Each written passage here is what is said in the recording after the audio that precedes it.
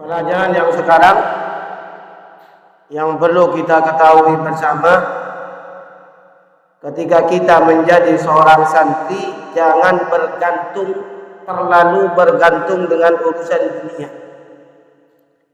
Kalau seseorang ketika menuntut ilmu yang dipikirkan dunia, maka sulit untuk berhasil. Fokus dalam menuntut ilmu, bagaimana cara supaya ilmu itu betul-betul kita dapat. Kenapa? Karena kebanyakan dari para ulama, supaya kita tidak tergantung dan bergantung kepada dunia, ulama itu banyak safar dalam menuntut ilmu, tidak tinggal di rumah.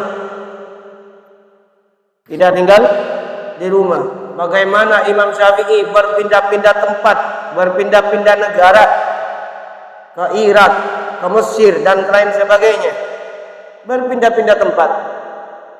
Bagaimana seorang Imam Bukhari hanya mengejar satu hadis untuk menyambungkan sanadnya, itu berjalan 3 bulan hanya untuk belajar satu hadis, supaya ketemu sanadnya, rentetan hadisnya, sahih, hasan, apa dhaif, apa maudhu, dan lain sebagainya.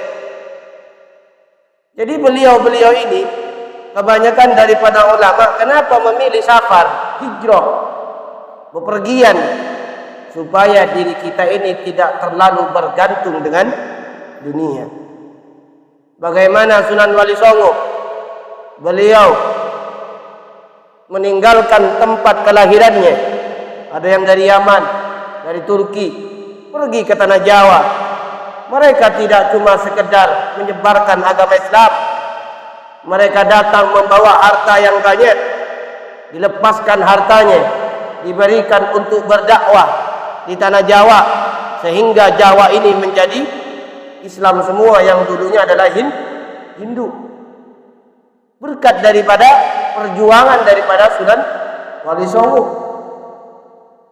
Bagaimana para sahabat Nabi, beliau berbulan-bulan meninggalkan tempat kelahirannya, meninggalkan anak dan istrinya untuk menyampaikan agama Allah, bahkan untuk menuntut ilmu. Bagaimana para ulama, para madhab, kalau kita melihat manaqibnya, begitu sulit dalam menuntut ilmu, menghadapi kesulitan-kesulitan. Kenapa?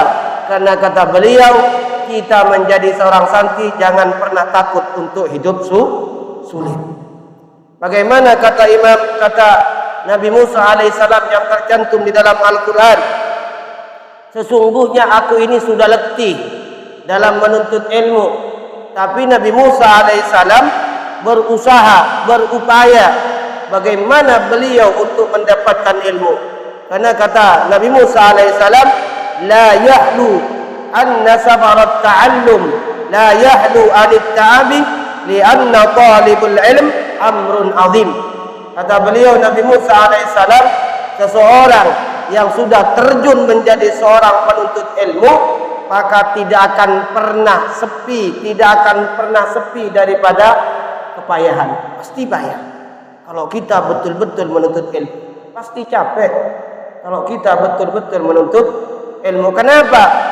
Karena ilmu itu kata beliau adalah amrun azim, perkara yang agung. Jadi sesuatu yang agung, sesuatu yang mulia tidak mudah untuk kita dapatkan. Apapun itu, jangankan urusan ukhrawi, urusan duniawi, perkara yang agung sulit untuk kita dapatkan. Perlu pengorbanan, perlu usaha, perlu upaya sekuat tenaga, apalagi urusan ilmu.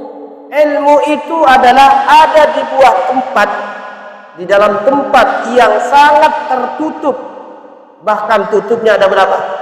Ada 6. Kuncinya untuk mendapatkan ilmu, kita harus melewati 6 perkara tersebut. Apa? Yang 6 perkara yang ada dalam kitab ini. Dakaun, wa hirsun, istibarun, wa bulghatun, wa tulus zamani. Harus ada 6 yang harus kita lewati. Pertama, punya kemauan, punya kecerdasan. Yang kedua, punya bekal. Yang ketiga, hormati guru. Yang keempat apa? Apa namanya? Watulu zamani, perlu waktu yang panjang, perlu waktu yang lama, bukan sekedar mondok setahun 2 tahun, perlu waktu yang panjang. Baru kita mendapatkan apa? Ilmu. Kenapa? Itu kuncinya. Kunci pertama, dakaun, harus punya kecerdasan, harus punya kemauan, harus punya bekal. Kalau kamu bisa membuka semua pintu untuk menuntut ilmu tersebut, maka kamu insya Allah akan berhasil. Jadi kuncinya 6 ini yang harus kamu raih. Artinya apa anak-anak? Kesimpulannya adalah orang menuntut ilmu itu pasti capek. Orang menuntut ilmu itu pasti malas. Orang menuntut ilmu itu pasti banyak kesulitan-kesulitan yang dialami. Kita tinggal di rumah beda. Kita tidur di rumah dengan kasur yang empuk, dengan AC, kamar yang bagus. Di sini kita tidur bareng-bareng, makan ngantri, nungguin, kamar mandi ngantri, kita piket dan lain sebagainya. Itu sebuah kesulitan. Semua itu nggak bisa dihindari. Nggak bisa kita tenang-tenang dalam menuntut ilmu, cuma tidur, makan, ikutin pelajaran, habis itu selesai taruh. Bukan. Harus kita berusaha, berupaya, baru kamu akan berhasil. Jadi kunci keberhasilan harus tidak boleh kita merasa capek. Capeknya itu anak-anak bukan cuma di tubuh, capek di pikiran, capek di hati, capek pandangan dan lain sebagainya. Gimana nggak dikatakan capek? Apa namanya? Pikiran. Enak ya kalau ada di rumah. Pikiran itu pasti capek, mikirin terus. Jadi capek, jadi penyakit, beban dalam hati. Kalau kita nggak merasa, nggak punya kemauan akan menjadi beban. Tapi kalau ada kemauan, nggak ada yang sesuatu seberat apapun itu menjadi beban. Intinya adalah perkara yang agung tidak bisa diraih dengan cara yang mudah. Sesuatu yang agung pasti diraih dengan penuh kesulitan, penuh dengan kepayahan. Itu intinya. Karena ilmu itu perkara yang paling agung. Jadi kalau sesuatu yang agung harus diraih dengan susah payah.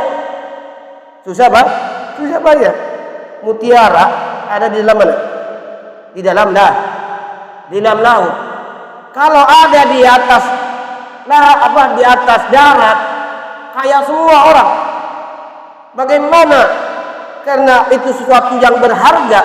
Mutiara itu sesuatu yang berharga. Ada di lembah laut yang paling dalam, kemudian masih ada di suatu tempat yang paling dalam, kemudian diangkat ke atas, baru bisa diambil dengan membelah pakai pisau.